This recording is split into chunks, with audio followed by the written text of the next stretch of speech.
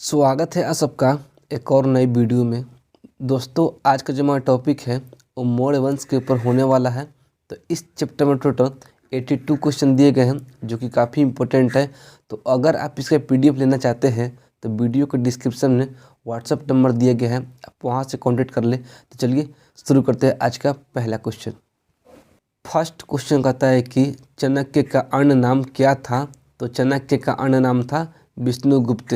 Next question कहता है कि निम्नलिखित में किसकी तुलना मैकियावेली के प्रिंस से की जाती है। तो कौटिल्य का अर्थशास्त्र की जो तुलना है मैकियावेली के प्रिंस से की जाती है। वह शासक कौन था जिसने राज सिंहासन पर बैठने के लिए अपने बड़े भाई सुसीम की हत्या कर दी थी। तो वह शासक था अशोक। निम्नलिखित में सम्राट अशोक की वह पत्नी कौन थी जिसने उनको प्रभावित किया था। तो वह पत्नी थी कारुवाकी। अशोक ने अपने सभी अभिलेखों में एकरूपता से किस प्राकृत का प्रयोग किया है।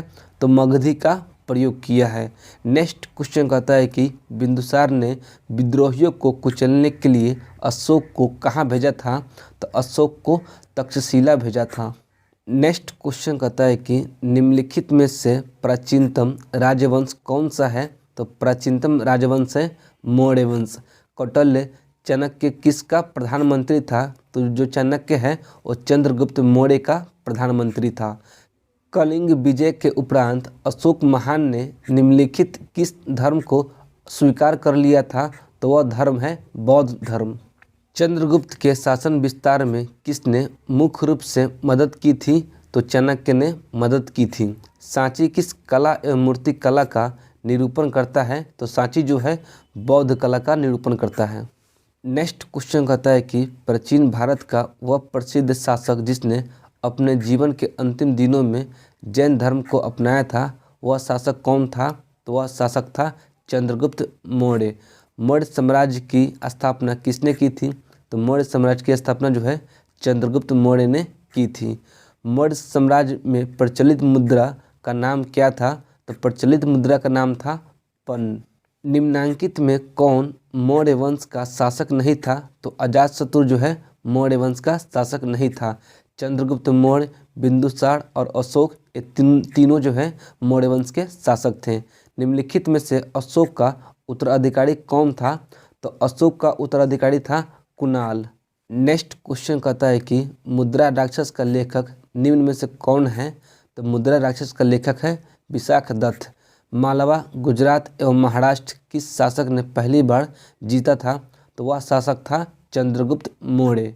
किसने सहिष्णुता, उदारता और करुणा के त्रिविधि आधार पर राजवंश की स्थापना की थी। तो वह शासक था सम्राट अशोक। नेक्स्ट क्वेश्चन कहता है कि निम्नलिखित किस शहर में अशोक के शिलालेख नहीं है। तो वह शहर है पाटलिपुत्र। अर्थशास्त्र का लेखक समकालीन था। तो किसके समकालीन था। तो चंद्रगुप्त मौर्य के समकालीन था। नंद वंश के पश्चात मगध पर किस राजवंश ने शासन किया था। तो वह राजवंश है मौर्य वंश। नेक्स्ट क्वेश्चन कहता है कि मौर्य काल में शिक्षा का सर्वाधिक प्रसिद्ध केंद्र कौन था। तो सर्वाधिक प्रसिद्ध केंद्र था तक्षशिला। मेगास्थनीज की पुस्तक का नाम क्या है। तो मेगास्थनीज की पुस्तक का नाम है इंडिका। जिसके ग्रंथ में चंद्रगुप्त मौर्य का विशिष्ट रूप से वर्णन हुआ है वह है विशाखदत्त। वह स्रोत जिसमें पाटलिपुत्र के प्रशासन का वर्णन उपलब्ध है वह स्रोत क्या है। तो इंडिका। अशोक के शिलालेखों में प्रयुक्त भाषा क्या है। तो प्रयुक्त भाषा है प्राकृत। निम्नलिखित में किस मौर्य राजा ने दक्कन की विजय प्राप्त की थी। तो वह राजा है चंद्रगुप्त मौर्य। मेगास्थनीज ने भारतीय समाज को कितनी श्रेणियों में विभाजित किया था। तो 7 श्रेणियों में विभाजित किया था। नेक्स्ट क्वेश्चन कहता है कि कौटिल्य के अर्थशास्त्र में किस पहलू पर प्रकाश डाला गया है। तो राजनीतिक नीतियों पर प्रकाश डाला गया है। निम्न में कौन सा क्षेत्र अशोक के साम्राज्य में शामिल नहीं था। तो वह क्षेत्र है श्रीलंका। पाटलिपुत्र को किस शासक ने सर्वप्रथम अपनी राजधानी बनाई थी। तो वह शासक है चंद्रगुप्त मौर्य। नेक्स्ट क्वेश्चन कहता है कि पाटलिपुत्र में स्थित चंद्रगुप्त का महल मुख्यतः बना था तो किसका। तो लकड़ी का।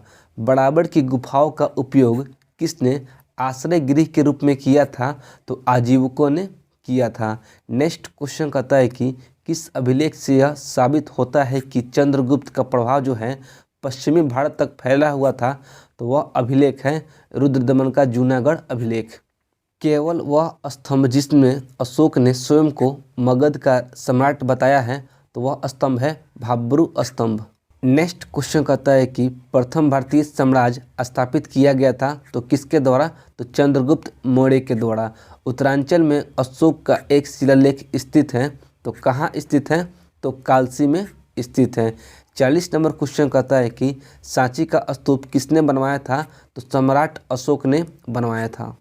अशोक के शिलालेखों को पढ़ने वाला प्रथम अंग्रेज कौन था, तो प्रथम अंग्रेज था जेम्स प्रिंसेप।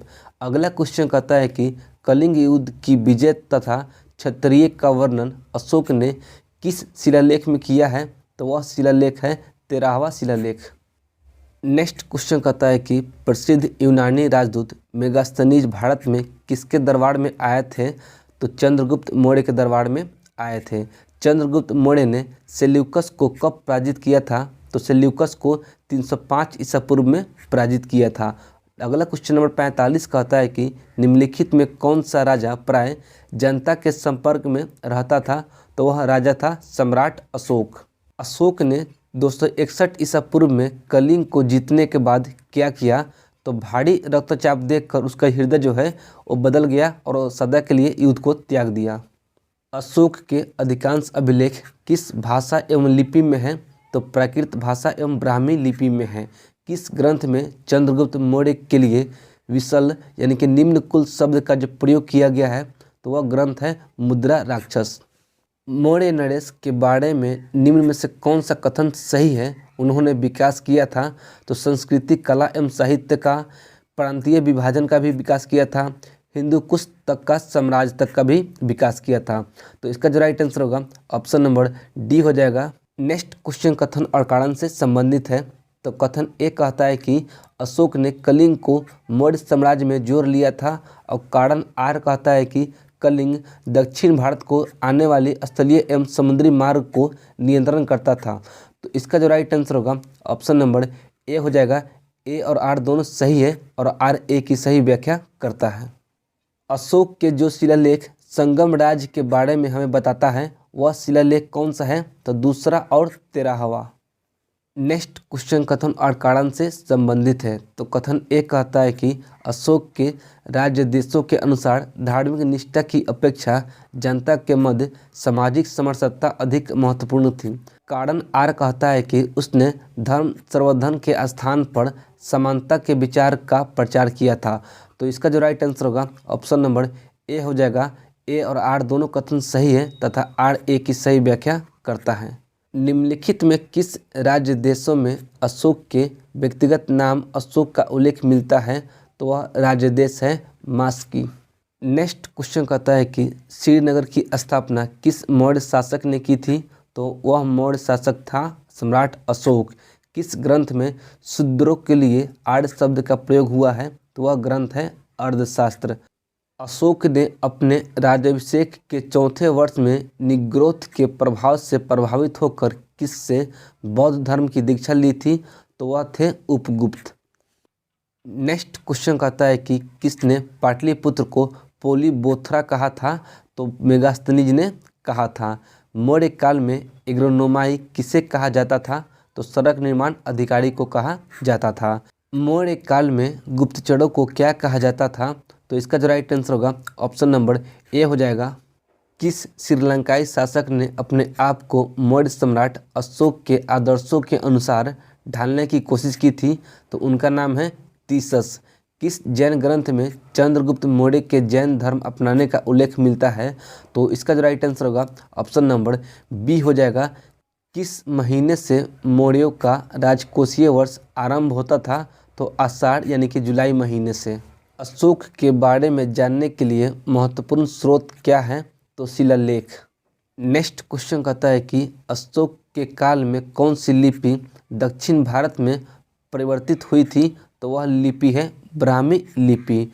अशोक का अभिलेख भारतीय उपमहाद्वीप के बाहर भी पाया गया है। निम्नलिखित में से किस देश में यह पाया गया है? तो अफगानिस्तान में पाया गया है।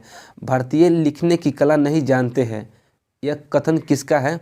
तो मेगास्थनीज का यह कथन है। किस मौर्य सम्राट ने एक विदेशी राजा सीरिया के एंटियोकस प्रथम से अंजीर, शराब और दार्शनिक को भारत भेजने का आग्रह किया था? तो वह राजा है बिंदुसार। अशोक द्वारा कलिंग पर चढ़ाई की जानकारी के लिए कौन सा सबसे महत्वपूर्ण स्रोत है? तो 13वां बृहत शिलालेख।